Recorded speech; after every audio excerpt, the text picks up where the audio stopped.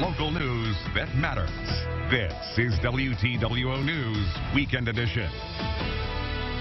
Good evening, I'm Nicole Christine. We begin tonight with breaking news happening right now in West Terre Haute.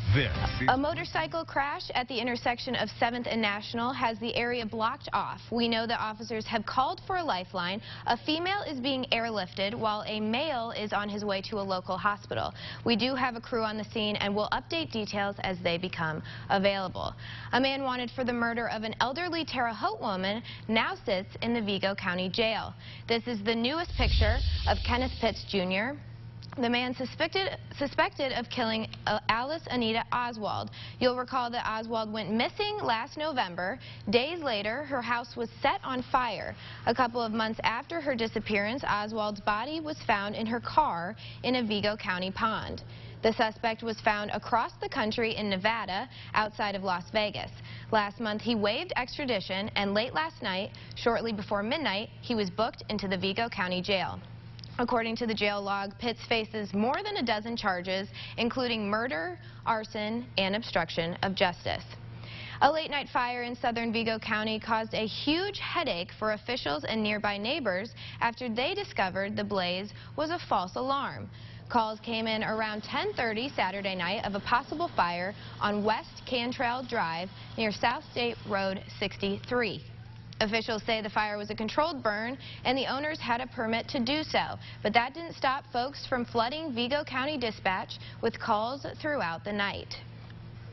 Local businesses in the Wabash Valley are making the best out of this hot and sticky weather. While the heat is extreme, businesses will always find a way to reach local customers. Lily Pesavento is in the studio with the story. Lily? Thanks, Nicole. I spoke with two ice cream businesses that generally flourish in the summer, but have had to do some adapting this season. Ritter's Frozen Custard has provided the Valley with sweet frozen treats for 20 years. And while they have a loyal fan base, even super fans need a break from the super heat. The solution? A new drive-through window. The business has increased definitely through the drive-through because people can sit in their cars, enjoy some refreshing ice cream, and have fun that way. The drive-through is always buzzing, but you can still find customers who would rather sit under a shady umbrella. The perfect time of day for Ritter's? Probably around 2 o'clock, and then at like 5 to 7, it starts picking up more. Across town, all over town actually, the Bring Back the Past ice cream truck is bringing the treats to the customers. But the goal of owners Artie and Annette Tonetti isn't to just sell ice cream. It's to bring back or make memories with customers. It brings a lot of happy memories too. That we do a lot of the senior facilities, and it brings back a lot of memories for them. But then we also do a lot of daycares and birthday parties, which starts new memories for the little guys. 90 degrees and humid may not be the ideal weather for an ice cream truck. 70s is a perfect temperature for ice cream. But the two make it work in hopes of bringing joy to new and old ice cream lovers. You might be wondering, what's the busiest day for the ice cream truck? Artie Tonetti says by far it's a Friday. Also, it's a seasonal business, usually running spring through October. Nicole? Thanks, Lily. Antique collectors from around the world are gathering in the Wabash Valley with the hopes of getting their hands on something special. Demetrius Sanders is in the newsroom to explain. Demetrius? Thank you, Nicole. Today capped a busy weekend of buying and selling at the Don Smith auction. Bidders made their way to Terre Haute to see if they could score a deal and own a piece of this incredible collection.